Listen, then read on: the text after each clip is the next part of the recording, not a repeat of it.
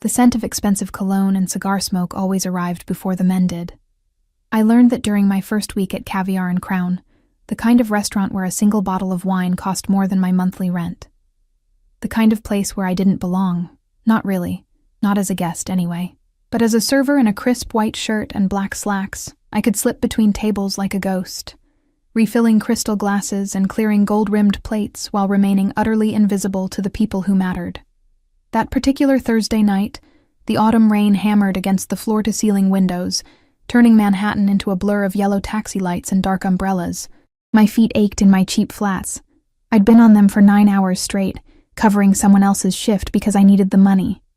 I always needed the money. Between my studio apartment in Queens, my mother's medical bills, and the student loans that followed me like shadows, I existed in a constant state of barely keeping my head above water. "Table 12 needs attention," Marcus, the floor manager, hissed as he passed me.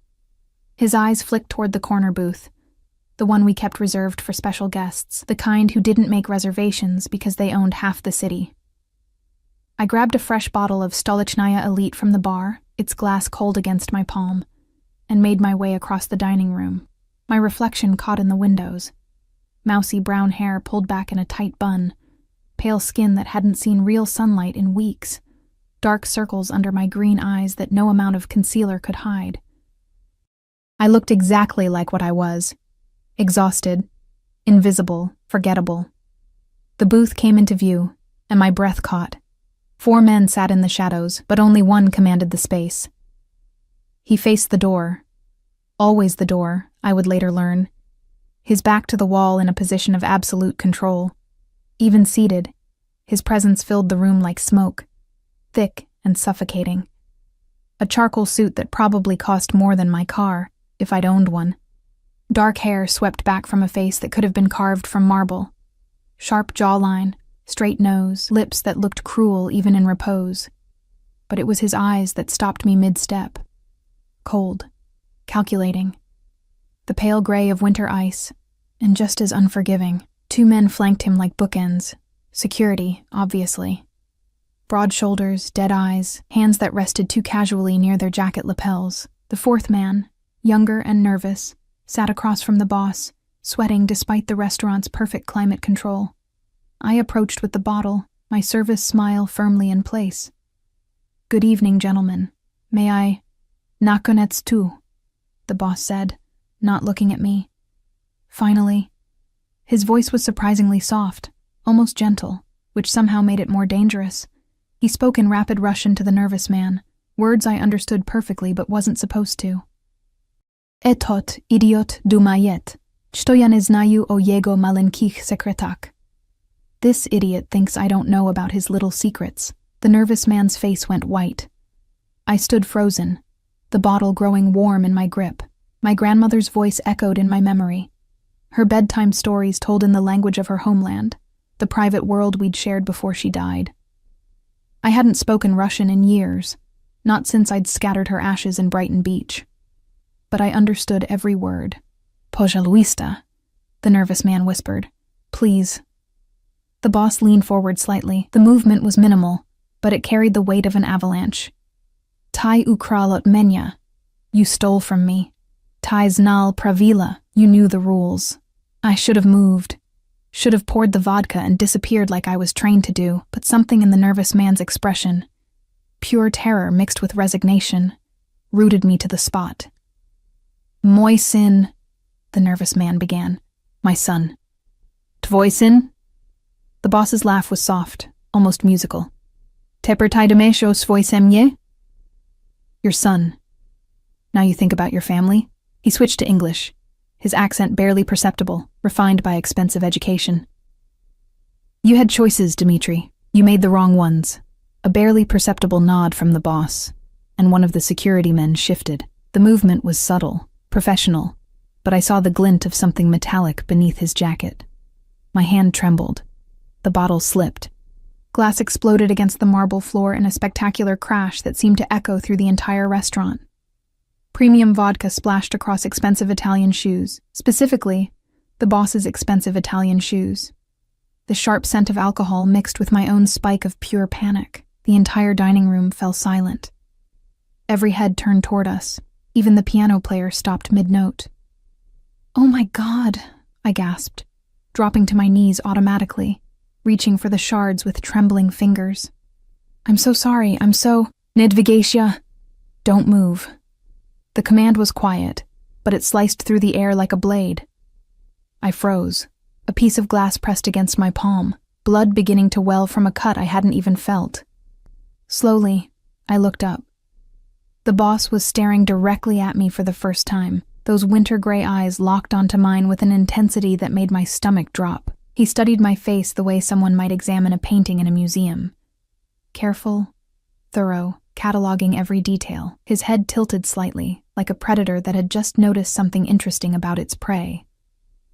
"Tai Porazan," he said softly. "You're cut." The words hung in the air between us. He'd spoken in Russian again. A test? A trap? My mouth went dry. Every instinct screamed at me to pretend I didn't understand, to play the dumb American waitress who'd just destroyed a $1,000 bottle of vodka. But something in his expression had changed. The coldness remained, but beneath it was something else. Curiosity, maybe. Or recognition. "Yeah," I started, then caught myself. The Russian had come automatically, unbidden. "I am..." His eyes narrowed fractionally. "Продолжи." "Continue." Marcus appeared beside me, his face red with mortification. "Mr. Volkov, I am so terribly sorry. This will all be comped, of course, and she'll be..." "Leave us." The boss, Volkov, didn't look away from me. His voice remained soft, but Marcus retreated as if he'd been shoved. The two security men shifted closer. The nervous Dmitri had pressed himself back into the leather booth, forgotten in this new development. Volkov reached down, and I flinched instinctively, but his hand, large, warm, decorated with a platinum ring that caught the light, didn't strike. Instead, his fingers closed around my wrist, gentle but absolutely firm. He pulled my bleeding palm into view, examining the cut with the same intensity he'd used on my face. "Gluboko," he murmured, "deep." Then, in English, "You need stitches." "I'm fine," I whispered, my heart hammered against my ribs. "It's nothing. I just need to..." "Tai ponimesh każdoje slovo, da?" He interrupted, still holding my wrist. "You understand every word, don't you?" The question wasn't really a question. The trap had already sprung shut. I just hadn't realized I'd stepped into it. I met his eyes. Probably the stupidest thing I'd ever done. "Da." "Yes." Something flickered across his face. Surprise? Satisfaction? It vanished too quickly to identify, replaced by that calculating coldness. But his thumb moved against my wrist, pressing against my racing pulse. Feeling it. Measuring it. Interesno. Interesting. He released my wrist and stood in one fluid motion. Up close, he was even more imposing. Easily 6 feet tall, broad-shouldered, radiating the kind of power that didn't need to announce itself. He buttoned his suit jacket with practiced precision. "Mikhail, get the car." One of the security men disappeared immediately. I started to protest, still kneeling in broken glass and vodka. Volkov looked down at me, and for just a moment, I saw something predatory flash in those gray eyes. A wolf that had just found something unexpected in its territory. "You're bleeding on my shoes," he said calmly. "And you speak my language." His head tilted again, that same assessing gesture. "We're going to talk about why you were eavesdropping on a private conversation. And why..." His voice dropped lower, intimate and dangerous. "A little waitress from Queens who can barely afford her rent speaks fluent Russian." My blood ran cold. How did he know where I lived? How did he know anything about me? As if reading my thoughts, the corner of his mouth lifted in something that wasn't quite a smile. "You think I don't know everyone who works in my restaurant?" His restaurant. Oh God. Marcus reappeared with a first aid kit, his hands shaking as he tried to wrap my palm.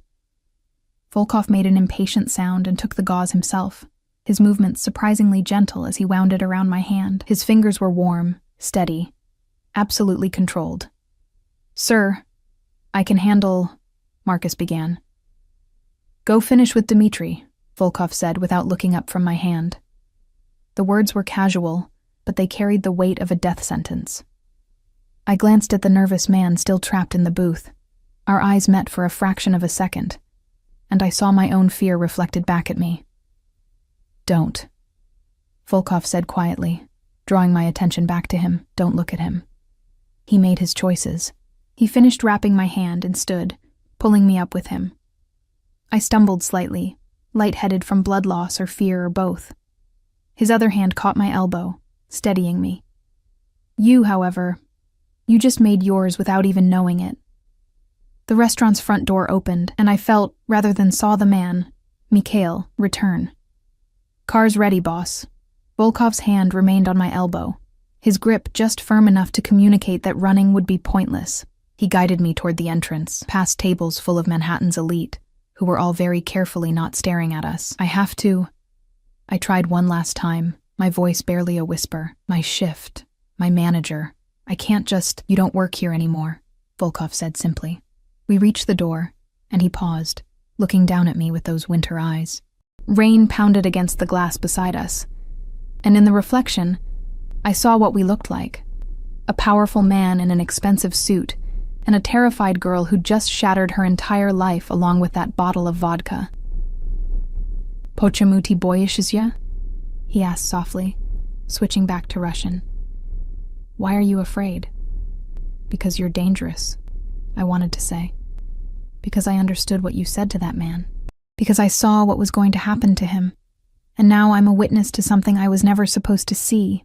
But what came out was, "Я не хочу умереть." I don't want to die. For the first time, something almost human crossed his face. Not kindness. I would learn that Alexei Volkov was many things, but kind was not one of them. But perhaps interest. The way someone might look at a puzzle box they hadn't expected to find challenging. "No," he said, still in Russian, his thumb brushing across the bandage on my palm. "You're not going to die." He opened the door, and rain-soaked wind hit my face. A black Mercedes SUV sat at the curb, its windows tinted dark enough to hide anything, or anyone, inside. "But your old life did," he continued, his hand on the small of my back, guiding me forward into the storm.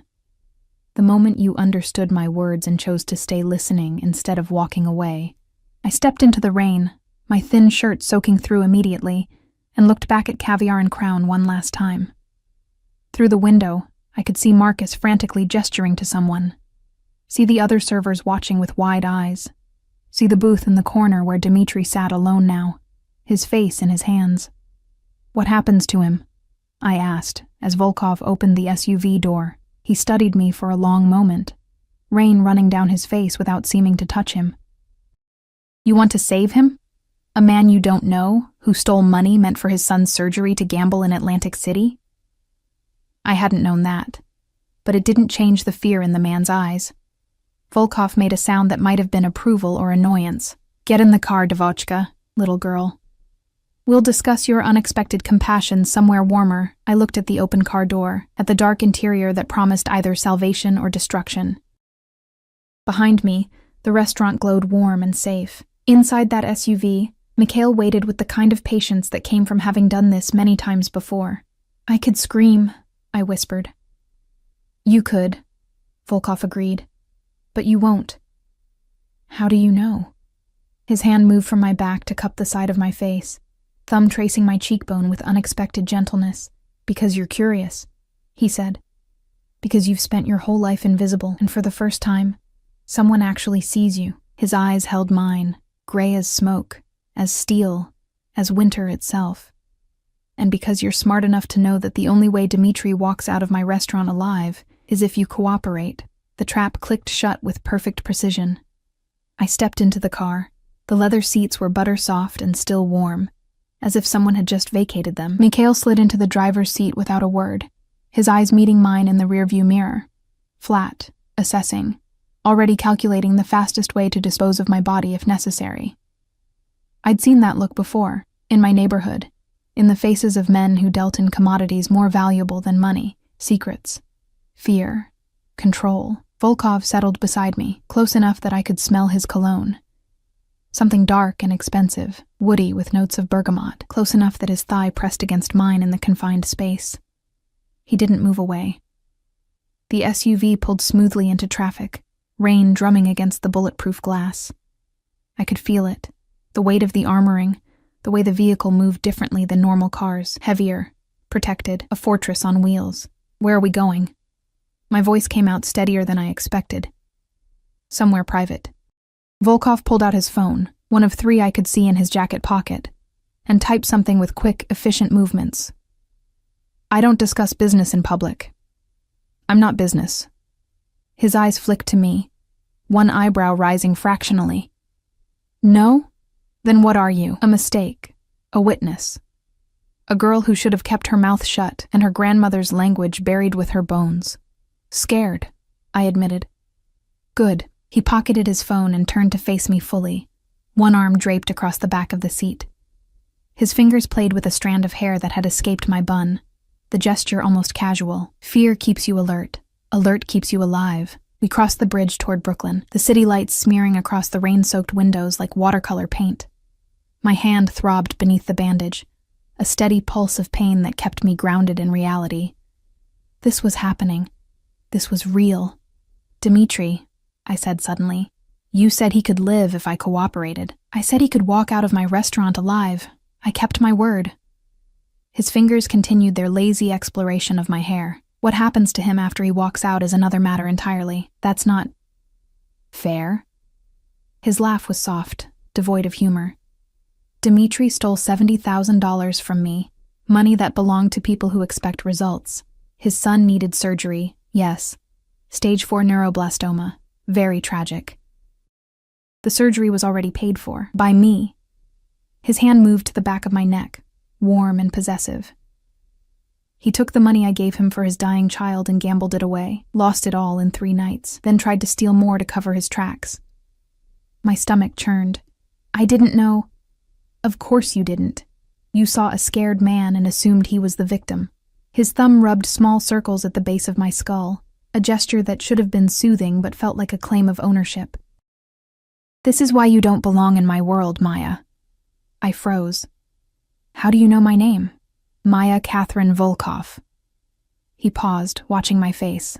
No relation, unless you're hiding more secrets. 26 years old, born in Brooklyn Methodist to Patricia Volkov and a father whose name isn't on your birth certificate.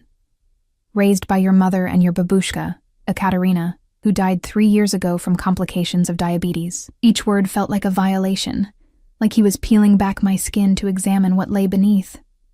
You graduated NYU with honors, art history, impractical but beautiful. Student debt, $83,000. You work 3 jobs, Caviar and Crown Thursday through Saturday, a coffee shop in Midtown Monday through Wednesday, and you clean offices on Sunday mornings. He leaned closer, his breath warm against my ear. You haven't been on a date in 14 months. You take the F train home every night, get off at 23rd Street, and walk 3 blocks to your studio apartment where you live alone with a cat named Pushkin. Terror and rage warred in my chest. You had me investigated. I investigate everyone who works in my establishments. The fact that you're unremarkable is what made you remarkable. His hand moved to tilt my chin up, forcing me to meet his eyes. Until tonight, when you proved you could understand conversations you weren't meant to hear. That changes things. I won't tell anyone what I heard, I swear. I know you won't. His certainty was absolute, because you're smart enough to understand that the only thing keeping you safe right now is your value to me. I don't have any value to you. His smile was slow, dangerous. Don't you? A girl who speaks perfect Russian, who can move through high-end establishments without drawing attention, who's desperate enough for money that she works herself to exhaustion? His thumb traced my lower lip. I can think of several uses for someone like you. The SUV turned down a quiet street in Dumbo, pulling into an underground garage beneath a converted warehouse. The building was all exposed brick and massive windows, the kind of industrial chic renovation that sold for millions. Security cameras tracked our movement. A man in a black suit stood by the elevator, speaking quietly into a radio. Out, Volkov said, releasing me and opening his door in one fluid motion. My legs trembled as I climbed out of the SUV. The garage was pristine, holding a collection of vehicles that together probably cost more than my neighborhood. A Bentley, a Porsche, another Mercedes, and what looked like a vintage Rolls-Royce. Everything black, everything deadly elegant. Mikhail remained by the car while Volkov guided me toward the elevator with that same possessive hand on my lower back. The security guard nodded respectfully, deferentially, and stepped aside. "Sir," Yuri called. "The shipment is later." Volkov's tone allowed no argument. The elevator doors closed on us, sealing me into another confined space, with a man who seemed to take up all the available oxygen. We rose in silence. I watched the numbers climb, 12 floors, each one taking me further from any possibility of escape. The elevator was mirrored, and I caught our reflection. Him, immaculate and powerful in his designer suit. Me, bedraggled and small, my white shirt transparent from the rain. Dark circles under my eyes like bruises. "Why Russian?" he asked suddenly. "What?" "Why do you speak Russian? It's not common. Not in your generation. Not outside Brighton Beach." I swallowed hard. "My grandmother. She raised me while my mother worked. She only spoke Russian at home. Said I needed to know where I came from." "And where is that?" "Smolensk. She left during the Soviet collapse. Met my grandfather in New York. He was already here, working construction. He died before I was born." His expression shifted slightly, something almost like recognition. "Smolensk. My mother was from Smolensk." The elevator dinged, doors sliding open to reveal a penthouse that looked like it had been designed by someone with unlimited funds and very specific taste. Floor-to-ceiling windows showcased the Manhattan skyline, rain streaking down the glass like tears. The furniture was minimal, leather, chrome, dark wood, and everything was positioned with mathematical precision. A space designed for control, not comfort.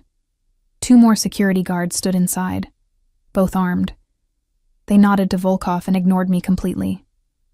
"Leave us," Volkov said, shrugging out of his wet jacket. One of the guards took it and disappeared. We were alone. He crossed to a bar in the corner, poured 2 glasses of vodka, not the premium stuff from the restaurant, but something in a bottle with Cyrillic labels I recognized as real Russian import. He handed me one and gestured to a leather couch positioned to face the windows.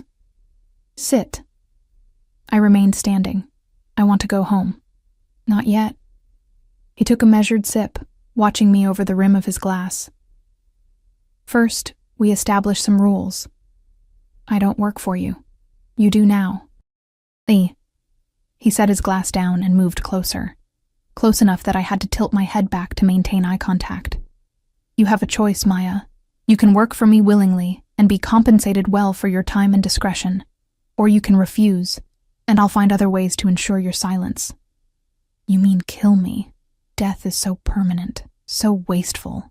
His hand came up to cup my face again, that same gentle touch that belied the threat in his words. "I prefer mutually beneficial arrangements. You need money. I need someone I can trust to move through certain spaces without drawing attention. Someone who can listen, observe, report back to me in a language most of my enemies don't bother learning anymore. A spy. An asset." His thumb traced my cheekbone. "I'll pay off your student loans, cover your mother's medical expenses, triple what you make now for half the work." The offer was staggering, impossible, too good to be true. "And if I say no?" His expression didn't change, but something cold slithered through his eyes. "Then you become a liability, and I don't keep liabilities around." My hand shook, vodka sloshing in the glass. "That's not a choice." "No," he agreed, "it's not. But I'm giving you the illusion of one, which is more than most people in your position receive." I took a desperate sip of vodka, the liquid burning down my throat. My grandmother's voice echoed in my memory. "Be smart, Maishka. In this world, you survive by knowing when to bend and when to break." What would I have to do? Satisfaction flickered across his face. "Attend certain events with me, high-end charity galas, restaurant openings, gallery showings, places where wealthy people gather and speak freely around the hired help. You'll watch, listen, and tell me everything you hear. That's it?" "That's it." He took the glass from my hand and set it aside, then captured both my wrists in his hands. His grip was gentle, but I could feel the strength coiled beneath it, the promise that he could hurt me if he chose. But there are rules. You don't speak of what you hear or see. Not to friends, family, the police. No one. You don't ask questions about my business beyond what's necessary for your tasks. And his voice dropped lower, more intimate. You belong to me, under my protection, which means no other men. No dates, no relationships, nothing that could compromise your position or create divided loyalties. You're insane. I'm careful. He pulled me closer, eliminating the space between us. His body was solid, warm, radiating power. People who work for me are valuable. People who work for me and can be manipulated through romantic attachments are liabilities. I'm not going to... You're not going to what? Fall for the man who's offering you financial freedom. Who sees you when the rest of the world looks through you? His hand slid up to cradle the back of my head. I'm not asking you to love me, Maya. I'm asking you to be smart. His other hand moved to my waist, pulling me flush against him. I could feel every hard plane of his body, the steady beat of his heart, the heat of him soaking through my wet clothes. Why me? I whispered. You could have anyone. Why does it have to be? Because you're invisible, he said simply. Beautiful in a way people don't notice until they really look. Educated enough to move in elite circles, but desperate enough to need what I'm offering. And his fingers tightened in my hair. Because you remind me of someone I lost. The admission surprised us both. His jaw tightened, as if he'd revealed more than intended. Who? That's not your concern. He released me abruptly and stepped back, his mask of control sliding back into place. You have until Monday to decide. I'll have Mikhail drive you home. You'll find your student loan account paid off by morning. Consider it a signing bonus whether you accept or not. I stared at him, my mind reeling. Why would you pay my loans if I haven't agreed? Because now you owe me regardless of your decision. And because... He picked up his phone, already moving on to the next thing, dismissing me. I want you thinking about what your life could be with my resources behind you. The elevator dinged. Mikhail had returned, standing silently by the open doors. Go home, Maya. Volkov didn't look up from his phone. Feed your cat. Sleep. Think about whether you want to spend the rest of your life exhausting yourself for scraps, or if you're brave enough to accept what I'm offering. I walked toward the elevator on numb legs. At the threshold, I turned back. He was watching me, phone forgotten, those winter-gray eyes tracking my every movement. Dmitri, I said quietly. What happens to him? He has until tomorrow to return what he stole.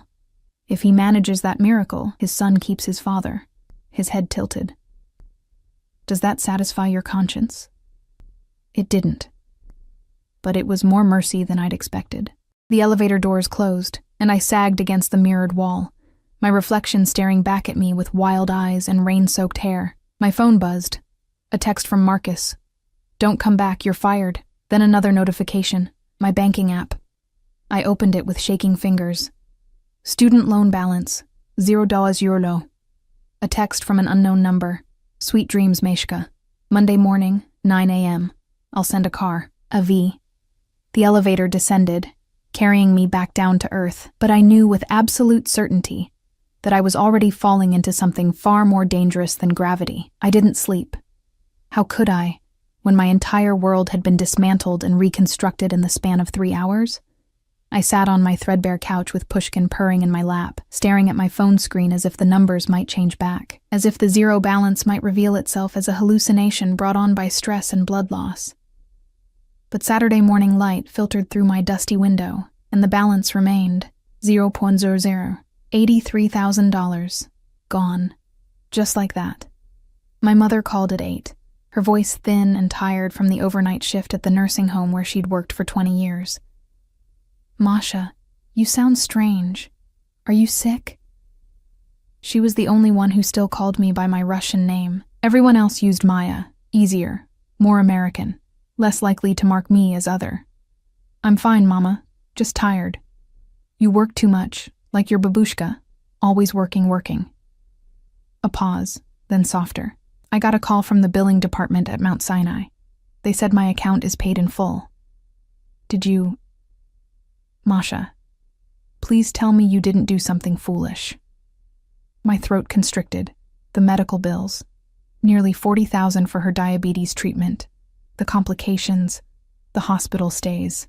I'd been paying them down at $200 a month, watching the interest accumulate faster than I could chip away at it. No, Mama, I didn't do anything foolish. Liar. Then how? I'll explain later. I have to go. I hung up before she could press further, before the weight of what I'd agreed to, what I was going to agree to, because we both knew I had no real choice, crushed the air from my lungs. The weekend passed in a blur of impossible stillness. I called in sick to the coffee shop, ignored Marcus's increasingly angry texts about the uniform I hadn't returned, and existed in a state of suspended animation. Saturday night, I searched Alexei Volkov's name on my laptop. The results were terrifyingly sparse.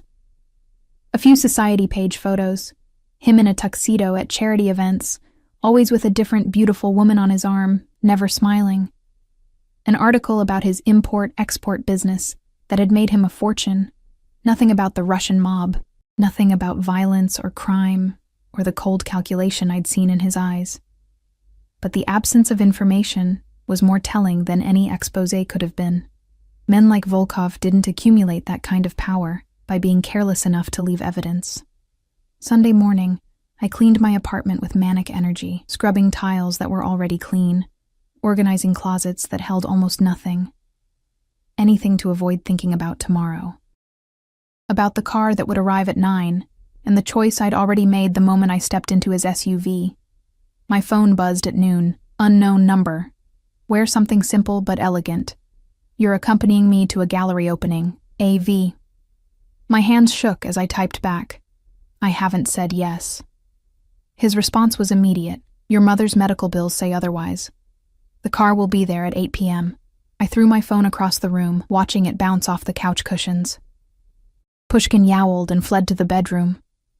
He was right. God help me. He was right. Monday morning arrived with gray skies and the threat of more rain.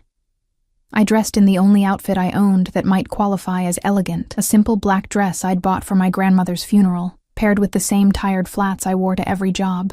My reflection in the mirror looked haunted. Pale skin, hollow eyes, hair that I'd tried and failed to style into something sophisticated. I looked like exactly what I was. A girl playing dress-up in a world she didn't belong to. The car arrived at 8:55. Not the SUV from Thursday night, but a sleek black sedan with windows tinted so dark they looked like holes in reality.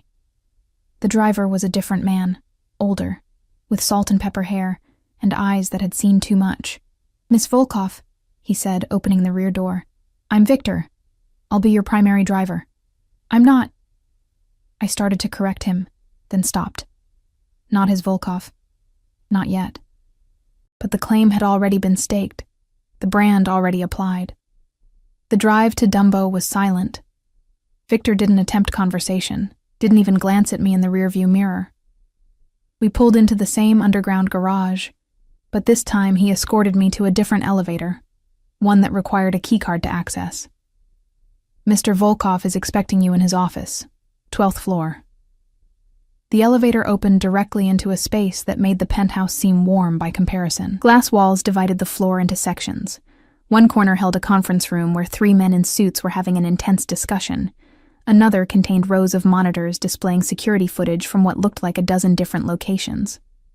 And at the far end, behind floor-to-ceiling windows that showcased the East River, sat Alexei Volkov. He didn't look up as I approached, his attention focused on papers spread across his massive desk.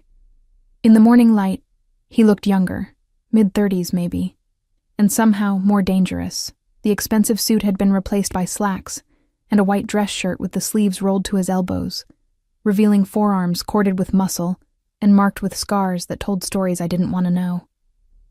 You're early, he said without looking up. Eager? Or anxious? Terrified. That made him glance up. His expression was unreadable, but something flickered in those gray eyes. Approval, maybe. Good. That will keep you sharp. He stood and circled the desk, and I was reminded again of how he moved. Economical, precise, like everything he did was calculated 3 steps ahead. He stopped in front of me, close enough that I had to tilt my head back. "Let me see your hand." I held out my bandaged palm. He unwrapped it carefully, examining the cut with the same focus he'd given his paperwork. The wound had scabbed over, angry and red, but healing. "It'll scar," he said matter-of-factly. "I have others." His eyes met mine. "Show me." "What?" "Your other scars. Show me." Heat crawled up my neck. "Why?" "Because I need to know what I'm working with, because scars tell stories, and I want to know yours." His hand caught my wrist. "Show me, Maya." The use of my name, not Maishka, not Miss Volkov, but Maya, somehow made it more intimate, more dangerous. With my free hand, I pushed up my left sleeve, revealing the pale line along my forearm. Broke my arm when I was climbing the fire escape to get away from... I stopped. From? My mother's boyfriend. He drank. The words came out flat, emotionless. Old wounds I'd long since stopped feeling. Babushka took care of me after that. He left. Volkov's thumb traced the scar, his touch feather-light. More. I turned my wrist, showing him the burn mark near my thumb. Grease fire at my first restaurant job. I was 16. More. There's a C-section scar on my abdomen, I said quietly. From when I was 22, I was pregnant. The baby. My voice cracked. She didn't make it. Placental abruption at 32 weeks. His hand tightened on my wrist, the only sign he'd heard something that mattered. The father? Gone before I even knew I was pregnant. One night stand with a grad student who made it clear I was a mistake. I pulled my hand back, wrapping my arms around myself. Can we not do this? No, I told you. I need to know who you are. He moved to a leather armchair by the window and gestured for me to sit in the matching one across from him. You've lost a child. That changes a person. It made me careful. It made you afraid. Not an accusation, just an observation. You stopped taking risks, stopped living, started just surviving. He wasn't wrong. After Lily, I'd named her even though she never breathed. I'd retreated into the safety of routine. Work, sleep, work again. No friends who might ask questions. No relationships that might lead to more loss. Just existence, grinding and gray. Why do you care? I asked. Because fear is useful, but it can also be a weakness. I need to know which one applies to you. He leaned back, studying me. Tell me about your grandmother. The shift in topic threw me. What about her? You speak Russian because of her. You loved her. What else? I swallowed hard. She was fierce. Survived Stalin's purges, the collapse, immigration. She worked in a factory here for 30 years, raised me when my mother couldn't, and never complained. Not once. My voice softened. She used to tell me stories, fairy tales from the old country, but darker, real. About girls who survived by being clever instead of just beautiful. Like Vasilisa the Wise, I looked up, surprised.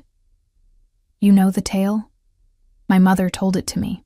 The girl who outwitted Baba Yaga and claimed her own power. His lips curved slightly. I always preferred it to the ones where the princess just waited to be rescued. For a moment, something almost human passed between us. A recognition of shared history, shared culture. Then his phone buzzed, and the moment shattered. He glanced at the screen, his expression hardening. Dmitri is dead. My stomach dropped. What? They found him in the Hudson this morning. Bullet through the head. He said it with the same tone someone might use to comment on the weather. He didn't come up with the money, but you said...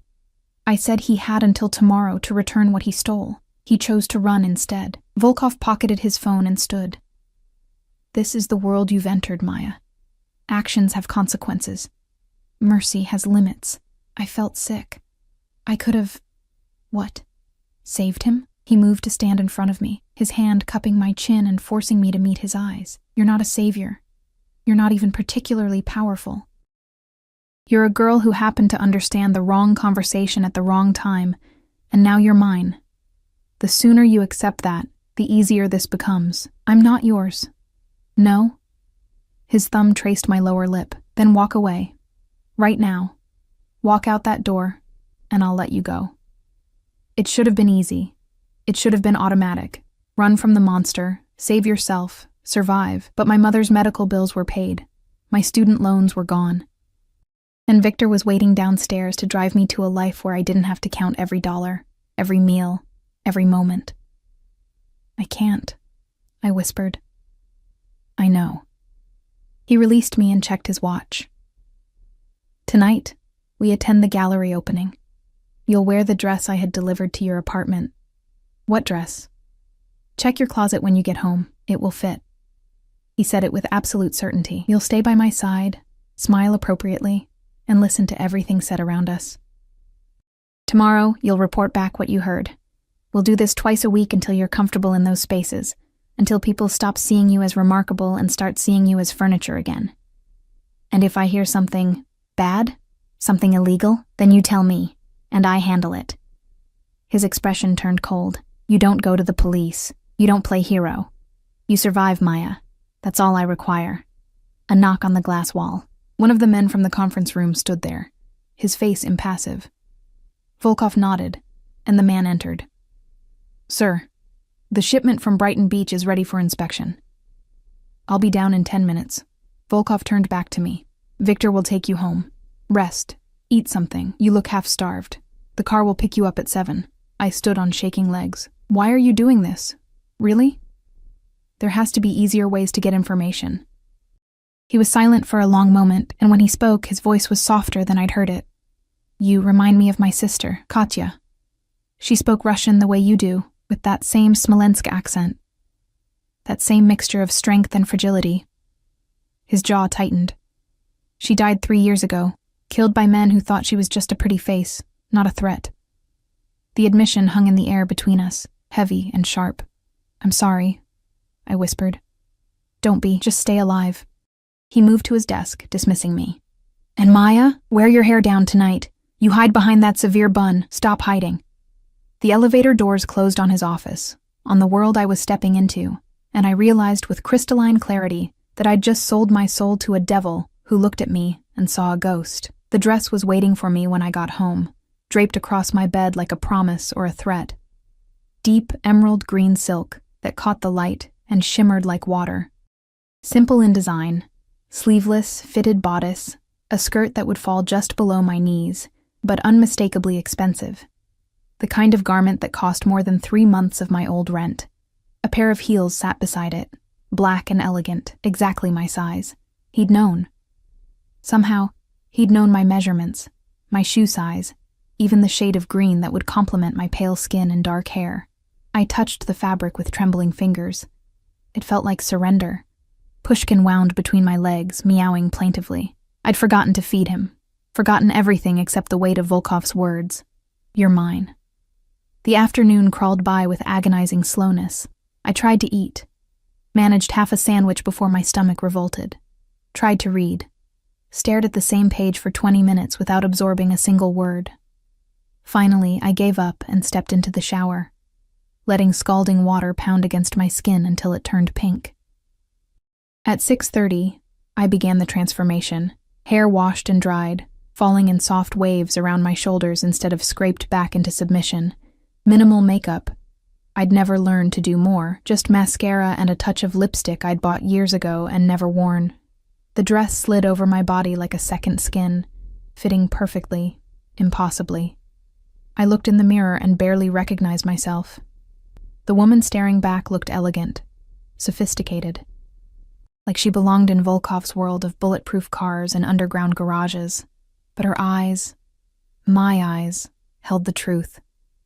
Terrified. Trapped. You remind me of my sister, the words echoed as I slipped into the heels. Was that all I was to him? A replacement for a ghost? A living doll to dress up and parade around while he grieved someone he'd lost? Victor arrived at 7 exactly. His expression didn't change when he saw me, but he held the car door open a fraction longer than necessary. You look well, Miss Volkov. Maya, I said automatically. Please, just Maya. Mr. Volkov prefers... I don't care what he prefers. The words came out sharper than intended. My name is Maya. Victor's lips twitched, not quite a smile, but close. As you wish, Maya. The gallery was in Chelsea, a converted warehouse with soaring ceilings and walls of exposed brick. We pulled up to a red carpet, an actual red carpet, where photographers clustered like vultures, flashbulbs already popping. Panic seized my chest. I can't. You can. Victor's voice was surprisingly gentle. Mr. Volkov is already inside. Head down. Move quickly. They're not here for you. He was right. The photographers barely glanced at me as I hurried past, their attention focused on an actress I vaguely recognized from billboards. Inside, the gallery pulsed with conversation and champagne, the beautiful people of Manhattan dressed in their carefully curated armor of designer labels and strategic accessories. And there, in the center of it all, like a gravitational force, stood Alexei Volkov. He wore a tuxedo that had been tailored to perfection, the jacket emphasizing his broad shoulders, the crisp white shirt, a stark contrast against his olive skin. His dark hair was swept back, and those winter-gray eyes scanned the room with predatory awareness. Two men flanked him, not Mikhail, but others cut from the same cloth. Security disguised as companions. Then his gaze found me, and everything else ceased to exist. He didn't smile, didn't move, just watched as I crossed the gallery floor toward him, his expression unreadable but his attention absolute. People parted instinctively, sensing something in the air they couldn't quite name. Maya. He said my name like a prayer or a curse. His hand extended, and when I took it, he pulled me close, his other hand settling possessively on my waist. You wore your hair down. You told me to. I gave you many instructions. I'm pleased you chose to follow this one. His thumb traced small circles on my hip through the silk. You look beautiful. Dangerous. Dangerous?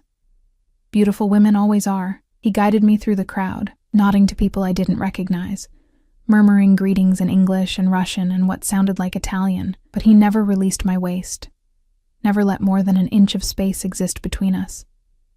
We stopped in front of an enormous canvas, abstract splashes of red and black that might have been blood and shadows, or roses and midnight. The placard beside it read, Confinement, by Sasha Kuznetsov. Price, $250,000. Do you like it? Volkov asked, his breath warm against my ear. It's angry. Yes. His hand tightened on my waist. Sasha painted this in prison, 6 years in a Siberian gulag for insulting the wrong official.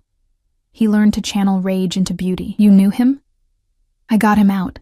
Called in favors, paid bribes, made threats. He paints for me now, and I make sure he stays free. His eyes remained on the canvas. Everyone in this room thinks they're free, Maya. But they're all in cages of one kind or another. Money, reputation, fear. The bars just look different.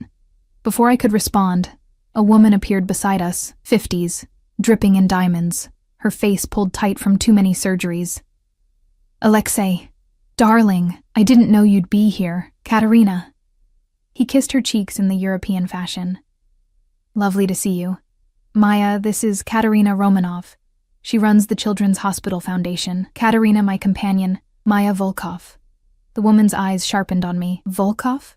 Are you? No relation, Volkov said smoothly. Common name.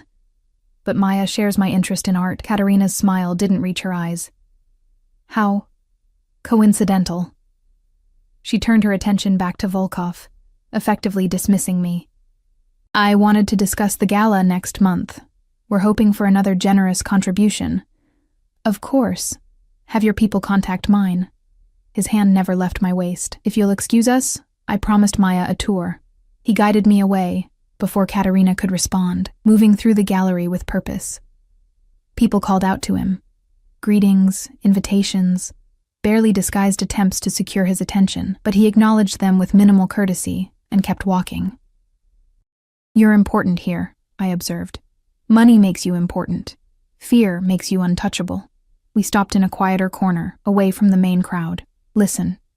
The man by the bar in the navy suit, that's Markus Petrov. He owns a shipping company that's losing money. He's desperate. The woman in red beside him is his wife, who doesn't know he's been skimming from their joint accounts to pay gambling debts. I glanced over. The couple looked perfect, beautiful, wealthy, smiling. How do you know that? Because I pay attention. Because information is more valuable than money. His hand moved to the small of my back. Watch them. Listen. Tell me what you notice.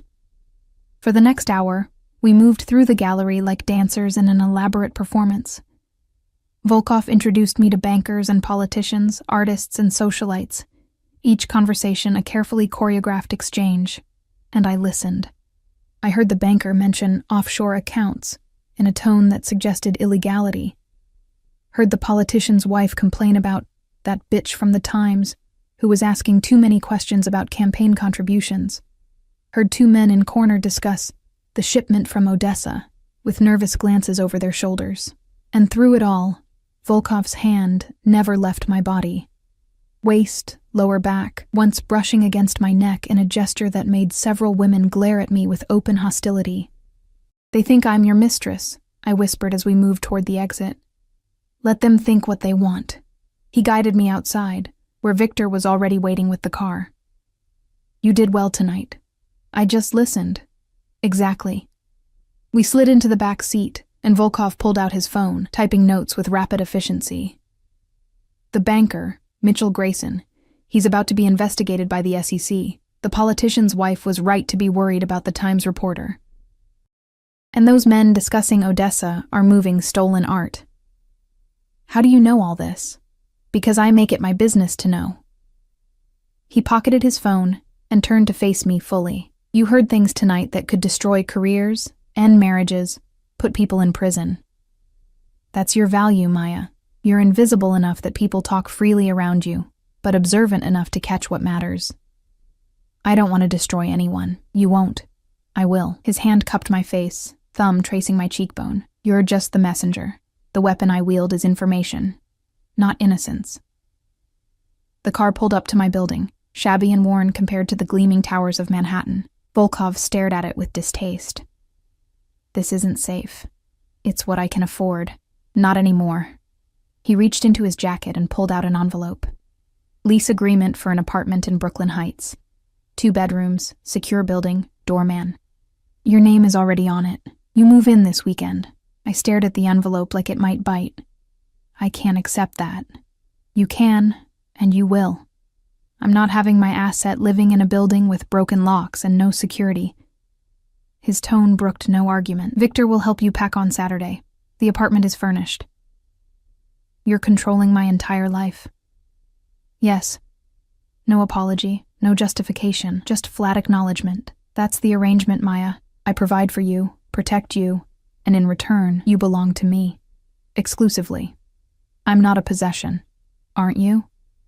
His hand moved to my neck, fingers curling gently around my throat. Not squeezing, just holding. A reminder of how easily he could hurt me if he chose. Your education. Paid for. Your home. Provided. Your safety. Guaranteed. Everything you have, everything you are now, exists because I allow it.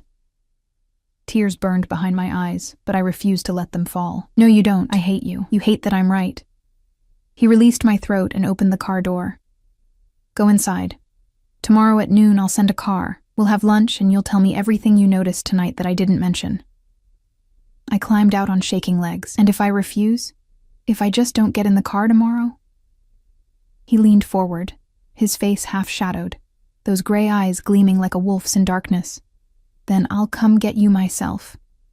And I won't be gentle about it. The door closed. The car pulled away, and I stood on the sidewalk in my beautiful dress and borrowed heels, watching my cage transform from bars to silk. Tuesday morning, I called my mother. Masha, I've been so worried. You haven't answered my calls. I'm fine, Mama. I got a new job. Better pay. I'm moving to a better apartment. Silence. Then, carefully, what kind of job? Assistant work, for a businessman. The lie tasted like ash. It's legitimate, I promise, Masha. I have to go. I'll call you this weekend. I hung up before she could press further, before the weight of what I'd become crushed the air from my lungs. At noon exactly, Victor appeared at my door, not with the car, in person, his expression carefully neutral. Mr. Volkov is waiting at Per Se. Traffic is heavy. We should leave now. Per Se. I'd heard of it. One of the most expensive restaurants in New York. the kind of place where reservations were made months in advance. I'm not dressed for... You're dressed fine. His eyes softened slightly. He's not trying to impress you, Maya. He's trying to feed you. You barely ate anything last night. The observation caught me off guard. You were watching? I'm always watching. It's my job. He gestured toward the door. Please. He gets impatient when kept waiting. The restaurant was everything I'd imagined. Hushed elegance, floor-to-ceiling windows overlooking Central Park, tables spaced far enough apart that conversations remained private. Volkov sat at a corner table, his back to the wall as always, speaking quietly into one of his phones. He looked up as I approached, and something in his expression shifted. Softened. Just fractionally. Maya. Sit. He gestured to the chair across from him and ended his call. You look tired. I didn't sleep. Neither did I. He poured water from a crystal pitcher, his movements precise. I was thinking about what you said last night, that you hate me. I do. Good. Hate keeps you sharp. Complacent people make mistakes. He leaned back as a waiter appeared, ordering in French without consulting a menu. When the waiter left, Volkov's attention fixed on me with laser focus. Tell me what you noticed last night that I didn't mention. I took a breath and began reciting details I'd catalogued. The woman in the corner who'd been crying in the bathroom, mascara smudged, whispering into her phone about the test results. The young man who'd been watching Volkov all night with barely concealed hatred. The security guard who'd been sleeping on the job, head nodding by the fire exit. Volkov listened without interrupting, his expression growing more approving with each observation. Excellent. The woman, Irina Sokolov, wife of my competitor. She's pregnant, but not with her husband's child. The young man, Dmitri's son, actually. He blames me for his father's death. His jaw tightened, and the security guard will be fired by tonight. Dmitri's son was there? Yes. Anton, 23, medical student, suddenly fatherless. Volkov's expression was unreadable. He's right to blame me.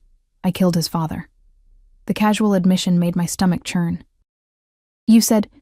I said Dmitri was found in the Hudson. I didn't say who put him there. He took a measured sip of water. I pulled the trigger myself, Maya, because he stole from me, and I have to maintain order. That's how this world works. Food arrived.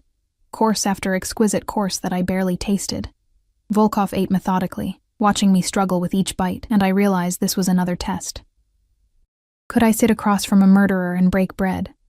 Could I swallow food while processing the fact that the hands cutting his steak had ended a man's life? Why did you tell me? I finally asked. You could have let me believe someone else. Because I don't lie to my people. I'm a monster, Maya.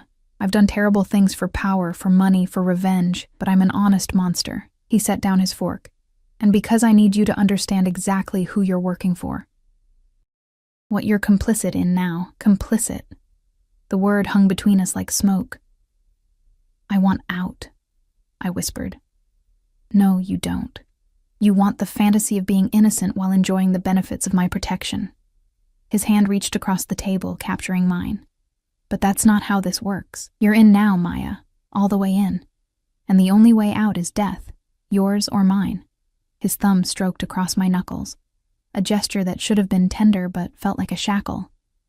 I have a job for you this weekend, he continued. Charity gala at the Met. You'll wear another dress I provide, stay at my side, and listen. Specifically, I need to know if Senator Morrison's wife mentions anything about her husband's investigation into port security. You want me to spy on a senator's wife? I want you to listen to conversations that happen around you. What she chooses to say in public is her problem, not yours. He released my hand and signaled for the check. Saturday, 7 p.m. Victor will collect you from your new apartment, which you'll move into Friday. I haven't agreed to move. Yes, you have. He stood, buttoning his jacket with practiced precision. You agreed the moment you took my money, wore my dress, and sat across from me without running. Stop pretending you have choices, Maya. It's beneath both of us. He left cash on the table, far more than necessary, and guided me toward the exit with that possessive hand on my lower back. Outside, rain had started again, the sky gray and heavy. Victor waited with an umbrella, shielding us from the weather as we walked to the car. I'll see you Saturday, Volkov said, opening the door for me himself. And Maya? He leaned close, his lips brushing my ear. Stop fighting what you're becoming. It will hurt less. The door closed. The car pulled away, and I sat in the back seat, watching the city blur past, wondering how many pieces of my soul I'd sold and how many I had left to give. Friday arrived with the weight of inevitability. Victor and 2 other men I didn't recognize appeared at my apartment at 9 a.m. sharp, carrying boxes and packing materials. They moved through my tiny space with efficient silence, wrapping my meager possessions like they were precious artifacts instead of thrift store furniture and secondhand books. The new apartment is fully furnished, Victor said, as I stood uselessly in the center of the chaos. You only need personal items, clothes, photographs, anything with sentimental value. I watched them pack my life into 6 boxes. 6 boxes for 26 years of existence. It should have been depressing, but instead I felt oddly liberated, as if the physical evidence of my poverty was being erased, replaced by something sleeker and more acceptable. The apartment in Brooklyn Heights was everything my studio wasn't. Spacious, modern, flooded with natural light from floor-to-ceiling windows that overlooked the East River. Hardwood floors, granite countertops, furniture that looked like it belonged in a magazine. 2 bedrooms, one with a king-sized bed dressed in white linens, the other set up as an office with a desk and bookshelves. And in the closet of the master bedroom, an entire wardrobe waited. Dresses, slacks, blouses, shoes, all in my size, all in colors that would complement my complexion. A collection of someone else's vision of who I should be. Mr. Volkov had these selected by a personal stylist, Victor said, watching me stare at the clothes. For events you'll attend with him. How many events? As many as necessary. He handed me a new phone, sleek, expensive, already programmed with contacts. Your old number has been transferred. Mr. Volkov's private line is listed under AV. You call that number if there's an emergency. Only that number. I turned the phone over in my hands. Another leash. Beautifully disguised. Victor left me alone to settle in, which meant I wandered through rooms that smelled of new paint and expensive candles, touching surfaces that had never known poverty or struggle. Pushkin explored cautiously, his tail puffed with suspicion. My phone buzzed. AV? Comfortable? I stared at the message for a long moment before responding. It's a beautiful cage. His reply was immediate. All cages are beautiful if you stop fighting the bars. Rest today. Tomorrow changes everything. I didn't ask what he meant.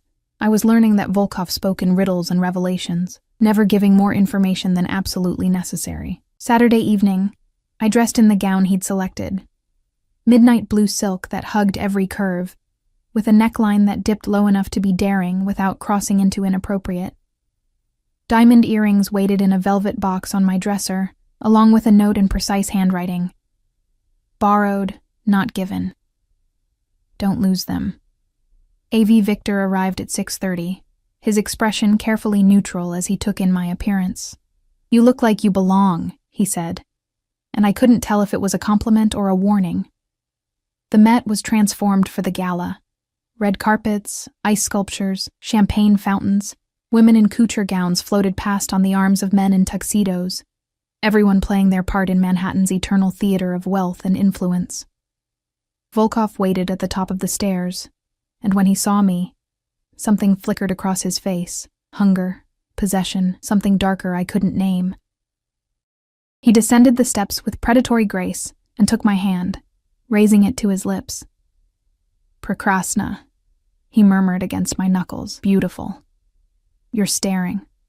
I'm admiring my investment. His hand slid to my waist, pulling me flush against him. Every man in this room is going to wonder who you are and how I found you. Let them wonder. We entered together, and I felt the shift in attention, the subtle turns of heads, the whispered conversations behind champagne flutes. I wasn't invisible anymore. I was marked as his, and that made me visible in ways I'd never experienced. Senator Morrison and his wife held court near the Classical Sculpture Gallery. The senator was silver-haired and charismatic, working the room with practiced ease. His wife, Diane, was 15 years younger, blonde, beautiful and brittle around the edges, in the way of women who'd traded beauty for security and weren't sure they'd gotten the better deal. "Senator," Volkov said smoothly, approaching with me on his arm, "thank you for your work on the Port Security Committee. Your dedication to keeping our city safe is admirable." Morrison's smile didn't waver, but his eyes sharpened. "Mr. Volkov, I didn't know you'd be here tonight. I go wherever beauty and culture intersect." Volkov's hand tightened on my waist. "May I introduce Maya Volkov, no relation, though I'm trying to convince her otherwise." The implication hung in the air, that I was his lover, his possession, his prize. My face heated, but I kept my expression neutral. Diane Morrison's eyes raked over me with barely concealed disdain. "How lovely. Another Russian import. Brooklyn, actually," I said quietly. "Born and raised. How authentic." She turned her attention back to Volkov, effectively dismissing me again. "We should talk about your contribution to the Children's Fund. Of course." "Maya, darling, why don't you explore the galleries? I'll find you shortly." He kissed my temple, a gesture of casual intimacy that made Diane's eyes narrow. I understood the dismissal for what it was, an opportunity to listen without him as a distraction. I drifted toward the sculpture gallery, champagne in hand, playing the part of the bored companion. Diane Morrison appeared beside me 5 minutes later, her smile sharp as broken glass. "So, how did you meet Alexei?" "At a restaurant. I was working. He was persistent." "I bet he was." She took a long sip of champagne. "Men like him always are. They see something they want, and they take it. Doesn't matter who gets hurt in the process." There was something bitter in her tone, something personal. "You know him well?" "Well enough to know he's dangerous." Her eyes found Volkov across the room, deep in conversation with her husband. "My husband thinks he can control men like Alexei. Thinks his committee and his investigations will somehow contain the wolves at the gates." She laughed, the sound brittle. "But wolves don't get contained. They just wait for the right moment to strike." "Your husband's investigation is going to get someone killed." She cut me off, her voice dropping to a whisper. "The port security bill isn't about safety. It's about control, about who gets to move what through this city. And there are people, powerful people, who don't want that control shifting." Her eyes met mine. "If you care about Alexei at all, tell him to be careful. The nets are closing." Before I could respond, a woman in red interrupted, pulling Diane away with air kisses and exclamations. I was left standing among marble statues of Greek gods, my mind racing. The nets are closing. I found Volkov 20 minutes later on a balcony overlooking the city, his silhouette dark against the glittering skyline. He didn't turn as I approached, but his posture shifted, acknowledging my presence. "Did you learn anything interesting?" he asked. I repeated Diane Morrison's warning verbatim, watching his shoulders tense with each word. "She's not wrong," he said finally. "Morrison's bill would require electronic tracking of all shipping containers entering the port. It would make certain business arrangements much more difficult. Illegal business arrangements. Business is business, Maya. Legal and illegal are just words governments use to control commerce." He turned to face me, and in the moonlight, he looked almost vulnerable, almost human. Did she seem afraid? Resigned, like she knows something bad is coming and can't stop it. Because she does. Morrison has enemies beyond me. Enemies who aren't as civilized about removing obstacles. He moved closer, his hand cupping my face. "This is what you need to understand. I'm not the worst monster in this city. I'm just the most honest about what I am. That doesn't make it better. It makes it survivable." His thumb traced my lower lip. "You're doing well, Maya. Better than I expected. You listen, you remember, you don't panic. These are valuable skills. I panic plenty. I just hide it well. Good. Fear keeps you alive." He leaned down, his forehead resting against mine. "I need to tell you something. Anton Dmitriev, Dmitri's son, has been making threats. Against me, against my businesses, against anyone associated with me." My blood ran cold. "He knows about me?" "He saw us together at the gallery opening. He's young, angry, grieving. A dangerous combination." His hands moved to my shoulders, gripping firmly. Victor will be with you at all times now. No exceptions. And if you see Anton anywhere near you, you run. You call me immediately. You're frightened. The realization shocked me. You're actually worried. I'm cautious. There's a difference. But his grip tightened. Anton has nothing to lose, which makes him unpredictable. Unpredictable is more dangerous than powerful. We stood on the balcony as the gala continued inside, the sounds of laughter and music drifting through the open doors, and for the first time, I saw past the cold control to the man beneath.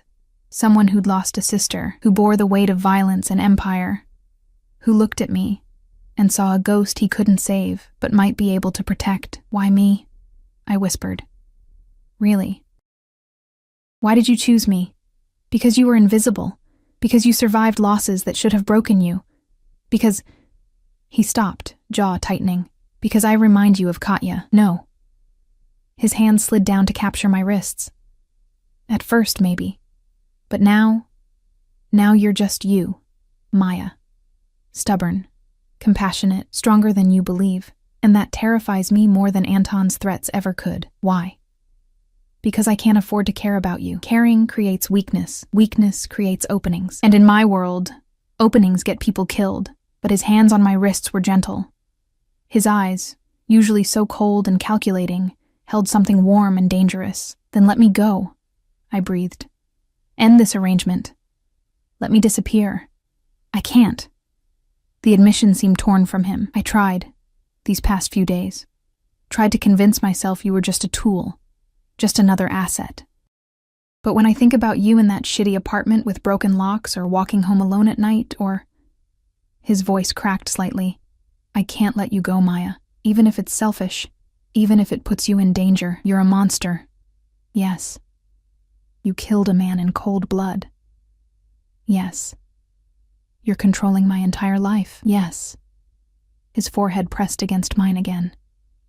But I'm your monster now. And I protect what's mine. The kiss, when it came, wasn't gentle. It was claiming, possessive, tasting of champagne and desperation. His hands tangled in my hair, holding me in place as he devoured my mouth with an intensity that stole my breath.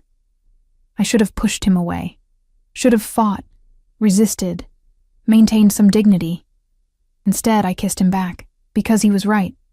I had stopped fighting the cage, because somewhere between the terror and the silk dresses and the diamond earrings, I'd started to see the man beneath the monster. The boy who'd lost his sister, the immigrant who'd clawed his way to power. The wolf who looked at me like I was the only real thing in a world of beautiful lies. When we finally broke apart, both breathing hard, his eyes held a mixture of triumph and regret. This changes things, he said. Everything already changed. The moment I understood you're Russian, the moment I got in your car. No. His thumb traced my swollen lips. This is different, more dangerous. Before I could respond, Victor appeared in the doorway, his expression urgent. Sir, we have a situation. Anton Dmitriev is in the building. Security saw him enter through the service entrance 5 minutes ago. Volkov's entire demeanor shifted, from vulnerable to lethal in a heartbeat. Get Maya to the car. Now, take the private exit. What about you? I'll handle Anton. He pulled a gun from somewhere inside his jacket. I hadn't even known he was armed, and checked it with practiced efficiency. Victor, if anything happens to her... It won't, sir. Volkov's hand cupped my face one last time. Listen to Victor. Don't be brave. Don't be curious. Just survive. Alexei, go. He pushed me toward Victor, his expression already closing off, the vulnerable man disappearing behind walls of cold control. I'll call you when it's safe. Victor's hand closed around my arm, firm but not painful, and he pulled me through a service corridor I hadn't known existed. Behind us, I heard shouts, the sound of breaking glass, a single gunshot that made my heart stop. Don't look back, Victor commanded, moving faster. Keep moving. We burst through a side exit into an alley where another car waited. Not the Mercedes, but something nondescript and dark. Victor shoved me into the back seat and climbed in beside me, barking orders at the driver in rapid Russian. The car peeled away from the curb, tires squealing on wet pavement. What happened? Is he okay? Victor, please. He's fine. He's always fine. But Victor's hand was white-knuckled on the door handle. Anton came alone, stupid, emotional. Exactly what Mr. Volkov expected. Did he? I couldn't finish the sentence. Kill him? Probably not, Mr. Volkov doesn't kill children, even armed ones seeking revenge. Victor's eyes met mine in the darkness. But he'll make sure Anton understands that threatening what belongs to him has consequences, what belongs to him. We drove in silence, the city lights blurring past, until we pulled up to my new building. Victor escorted me all the way to my door, checking the apartment thoroughly before nodding. Lock everything. Don't leave until you hear from Mr. Volkov.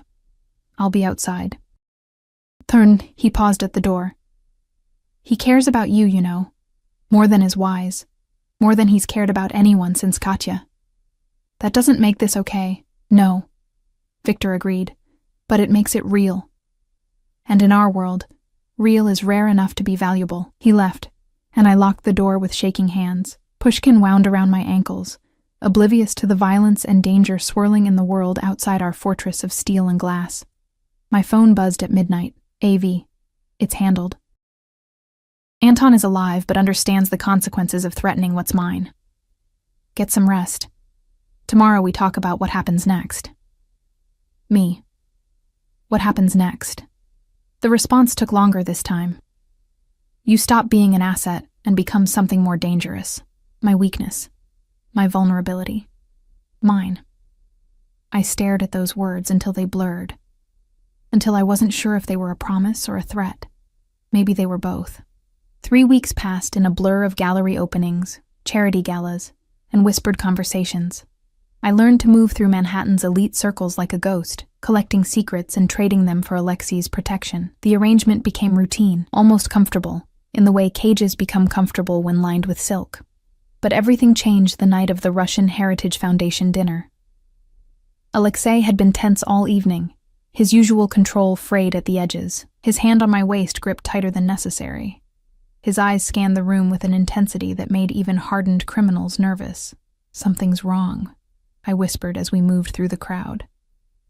Senator Morrison's investigation is accelerating. He has evidence of shipments I can't explain away. Evidence that could put me away for 20 years. His jaw tightened. I need to neutralize the threat. You mean kill him? I mean make him understand that pursuing this isn't in his best interests. He guided me toward the balcony, away from listening ears. But there's another option. One I don't want to pursue. What option? He was silent for a long moment, his hands gripping the balcony railing hard enough to turn his knuckles white. Marry me. The words hung in the air between us. Impossible and inevitable. What? Marry me. Legally, officially. Become untouchable under spousal privilege. You can't be forced to testify against your husband. Any information you gather, any conversations you overhear, protected.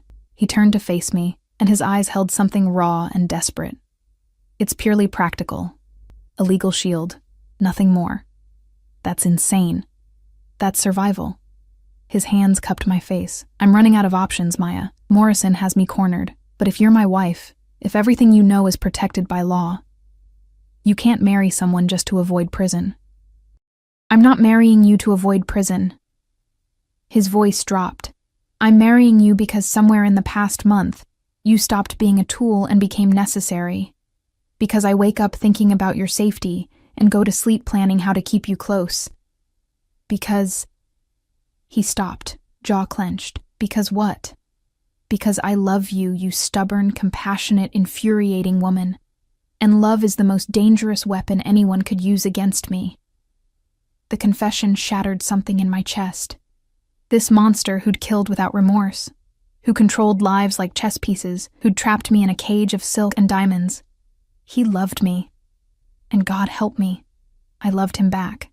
This is crazy, I whispered. Yes. We barely know each other. I know you take your coffee black because you can't afford cream. I know you cry when you think no one's watching. I know you named your cat after your favorite poet, and you still sleep with your grandmother's rosary under your pillow, even though you stopped believing in God the day your daughter died. His thumbs traced my cheekbones.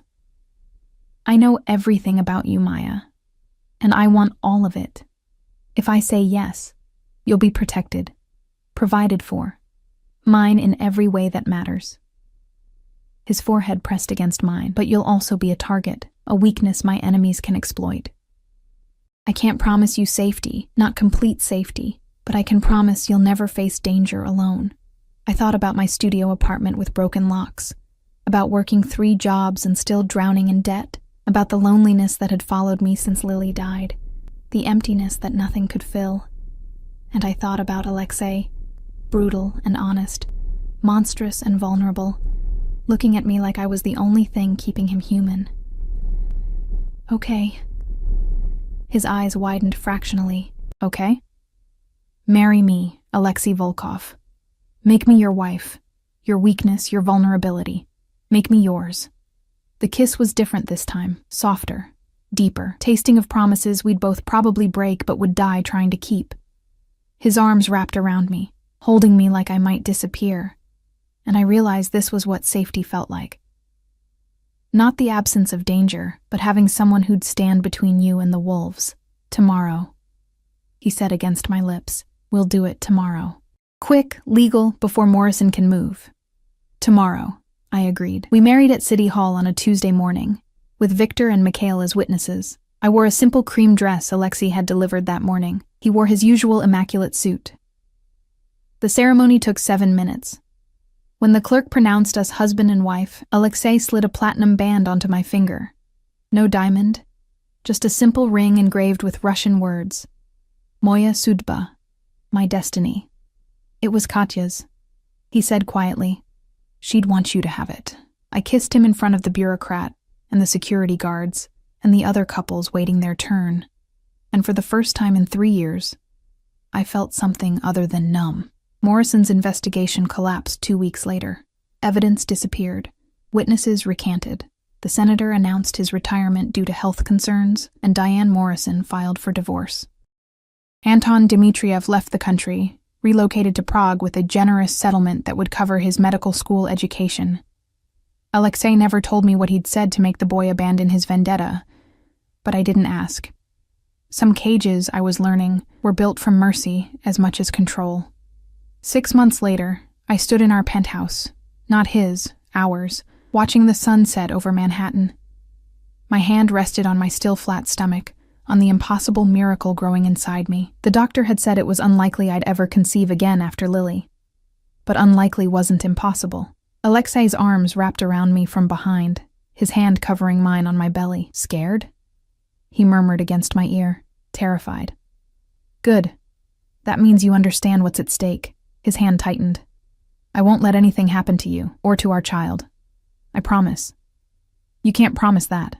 Watch me. He turned me to face him, those winter gray eyes holding mine. I'm a monster, Maya. I've done unforgivable things. But I protect what's mine. And you...